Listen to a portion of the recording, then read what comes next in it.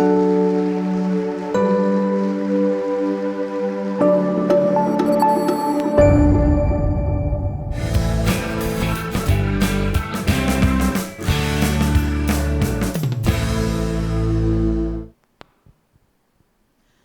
noite a todos.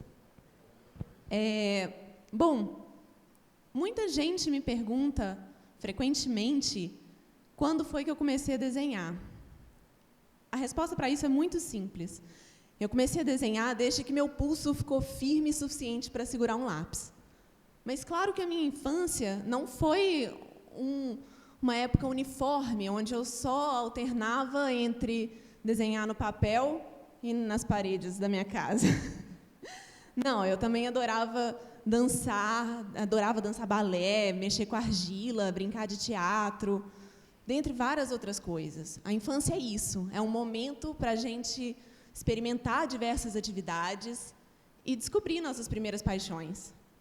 E acho que nesse ponto, os adultos ficam super ansiosos, curiosos para saber o que suas crianças vão se tornar um dia. E aí começam a fazer algumas previsões.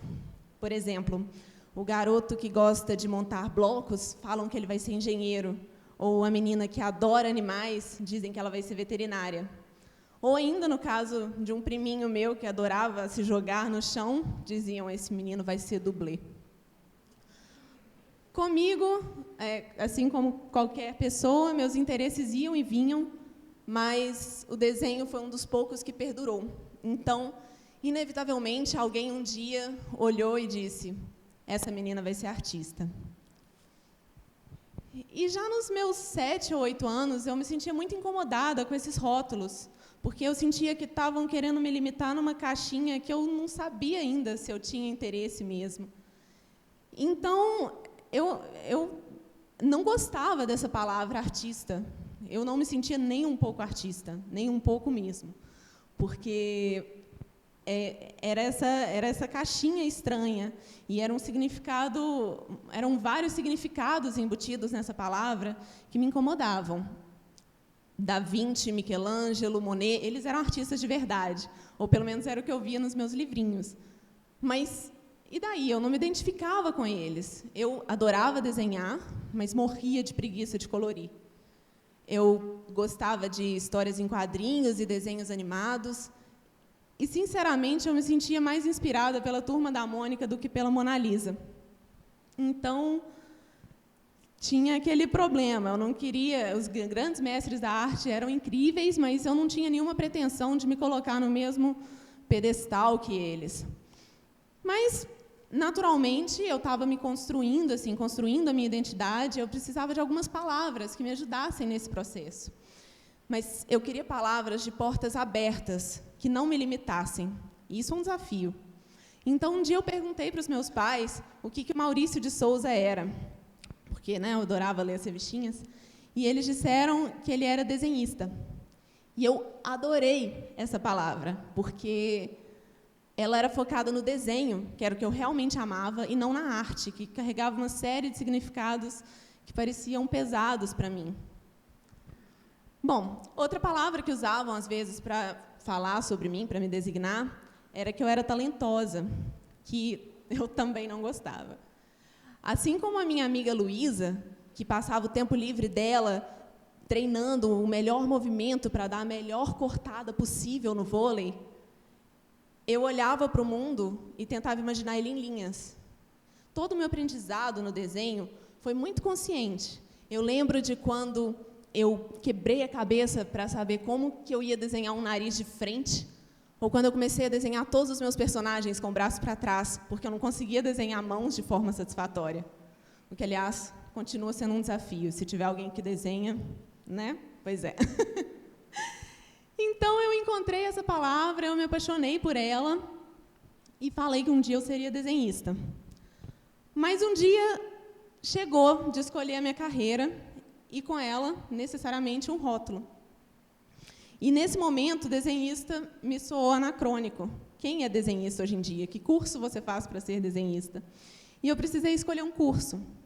E Belas Artes estava descartado, porque já estava definido que eu não era artista. A arquitetura me parecia muito enfadonho, porque eu gostava de desenhar pessoas e não ambientes. E aí, uma amiga minha falou sobre o design gráfico. E o design envolve a criação, mas também envolve funcionalidade. Ele não tem aquele estigma do artista, não tem nem um pouco de matemática no curso, o que foi um grande fator atrativo para mim. E a definição não era nada clara. Nossa, Deus sabe o tanto que é difícil explicar para os nossos pais, para os nossos parentes, o que um designer faz. Não é fácil. Mas, e mesmo dentro da área, é muito grande a discussão sobre o que é design. É inconclusivo, ninguém sabe ao certo dizer isso ainda. E isso pode ser angustiante para muitas pessoas, mas, para mim, caiu como uma luva encontrar uma carreira que ainda não estava definida dentro de uma caixinha. O design era uma palavra de portas abertas. E eu gostei muito. Então, eu entrei na faculdade e descobri diversas coisas que eu nem imaginava sobre o curso. E me apaixonei por elas. Mas eu descobri também que tinham algumas restrições inerentes ao ofício de designer. Toda criação estava sujeita à aprovação de um cliente, de um chefe, ou da própria viabilidade mercadológica. Então, eu senti a necessidade de reservar um tempo em que eu pudesse criar sem restrições, com total liberdade criativa. Isso, aliado ao fato de perceber que, na prática, o design quase não envolvia desenho, e que, se eu quisesse mexer com a ilustração, eu ia precisar correr atrás disso sozinha, eu comecei os meus projetos autorais. A experiência de um projeto sem as restrições externas é muito diferente de um projeto convencional. Ele surge sempre a partir de um sentimento ou de uma ideia do autor, de forma que ele é muito mais sincero. E a relação com o público também é muito diferente, porque se torna muito emocional.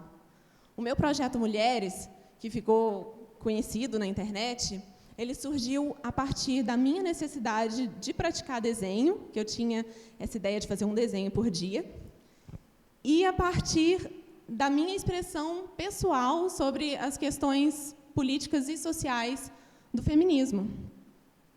O feminismo é uma palavra que assusta muito ainda, especialmente no Brasil. E eu acho que quando a gente se identifica com uma causa, a gente quer lutar também, mas cada um vai encontrar a sua maneira de lutar. A minha maneira, o que eu encontrei, minha forma de ativismo, foi através dos meus desenhos. Então, eu dispensei textos longos que pudessem não alcançar muitas pessoas, além daquelas que já estavam envolvidas com ativismo. E eu dispensei o uso de jargões e conceitos e resolvi apostar na linguagem atemporal e universal das histórias e da ilustração.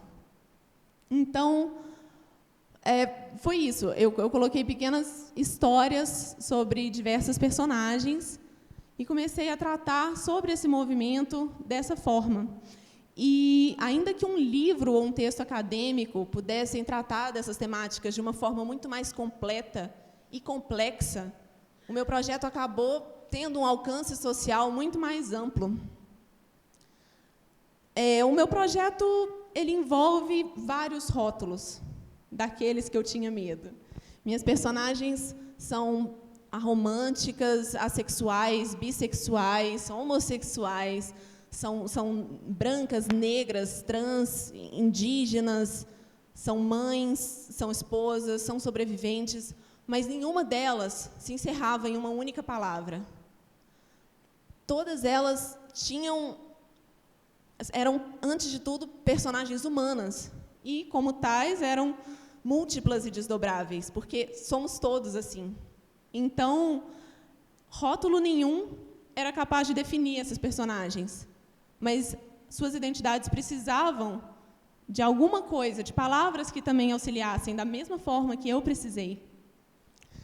Então, eu sempre tive como foco no meu trabalho, tanto foco estético quanto temático, o acolhimento, a inclusão e a diversidade, porque eu acredito que as nossas diferenças são o que nos fazem crescer e o que nos torna interessantes, e acho que a liberdade, nossa liberdade de ser e de nos expressarmos, tem que andar de mãos dadas com respeito ao próximo, porque essa é a única forma de garantir que todo mundo tem esse direito. E essas personagens, elas tocaram as pessoas de várias maneiras inesperadas, muito, muito inesperadas. E eu vou dar vários exemplos para vocês. Mas antes eu vou contar uma pequena história, que recentemente eu dei uma entrevista no rádio de uma cidade dos Estados Unidos chamada Fort Wayne. Minha entrevistadora era a Julia Mick, que é uma das pessoas mais interessantes que eu conheci. Nosso encontro foi muito rápido, mas muito significativo também. E antes da gente entrar no ar, a gente trocou um pouco ideia sobre esse impacto que o meu trabalho estava tendo em pessoas desconhecidas do mundo inteiro. E o tanto que isso me intriga até hoje, porque, claro que eu já tinha vivido isso, mas sempre do lado do público e não enquanto autor. Então, realmente era uma experiência incrível. E quando a gente começou a entrevista, ela me apresentou como Carol Rossetti, artista brasileira. Artista, pois é. E aí, nesse momento, eu comecei a me questionar sobre o que eu considerava arte, e eu já não acreditava mais naquele conceito de arte de verdade, que só os grandes renascentistas e impressionistas eram capazes de alcançar. Eu acho que a arte sempre envolve 3 aspectos básicos, que é a criação, a expressão e a troca com o público. Você vai propor alguma coisa que o outro vai receber, interpretar, transformar e devolver uma impressão própria. E o meu trabalho, ele teve isso, ele preencheu esses requisitos, né? Ele era expressivo, ele era criativo, e ele tinha um impacto nas pessoas, mas, ainda assim, eu me sentia desconfortável de me chamar de artista, porque, por algum motivo, o acolhimento que eu tinha com as outras pessoas, porque eu jamais diria que o trabalho criativo de uma outra pessoa não pode ser considerado arte, eu não oferecia esse mesmo acolhimento para mim mesma. E tudo que eu fiz através desse meu trabalho retornou de alguma forma. Uma parte retornou na forma da intolerância. Meu trabalho foi desrespeitado, foi plagiado, chegaram a me amaldiçoar na internet. Acontece. Também teve um retorno muito construtivo de pessoas do mundo inteiro que me ofereceram ajuda com traduções, correções, sugestões, tudo com muita boa vontade. Teve ainda o retorno profissional, que eu lancei um livro, criei uma loja online, fiz viagens, estou dando palestras. Mas, acima de tudo, e muito mais qualquer retorno, eu recebi muito amor. São pessoas que me agradeceram, que me confiaram com suas histórias mais íntimas, que me deram presentes, que me abraçaram ao me ver pela primeira vez, como se a gente se conhecesse há anos. E isso foi uma coisa incrível, assim, para mim. Então, isso foi numa das viagens, uma pessoa que me abraçou, e foi um momento incrível. Então, eu aprendi que os rótulos, eles existem, e eles estão cruzando o nosso caminho o tempo todo. Quando me chamaram de artista, e eu tive a chance de refletir um pouco sobre isso, eu cheguei à conclusão que, sim, eu sou uma artista. Mas agora essa palavra não precisou vir mais de portas fechadas, igual na época da minha infância. Porque em nenhum momento eu precisei abandonar a designer, a ilustradora, a mulher, a filha, a amiga, a chocólatra que existe em mim. A gente tem liberdade, tem que ter a liberdade de escolher quais rótulos a gente vai adotar, considerando o momento que a gente está vivendo, como a gente se sente em relação a nós mesmos e todos os sentimentos que nos guiam. Então, eu proponho isso. Vamos prestar atenção nos rótulos que cruzam o nosso caminho. Vamos adotar aqueles que nos fazem crescer e dispensar os que nos soarem como prisões. Vamos fazer amizades com palavras de portas abertas para o novo, para o diferente, para o aprendizado. E vamos tentar não limitar o outro com os rótulos, porque, mesmo que elas sejam nossas crianças, mesmo que esse conceito pareça fazer muito sentido para nós, pessoas são maiores do que palavras. Se tentam nos limitar com uma só, transbordamos. Obrigada.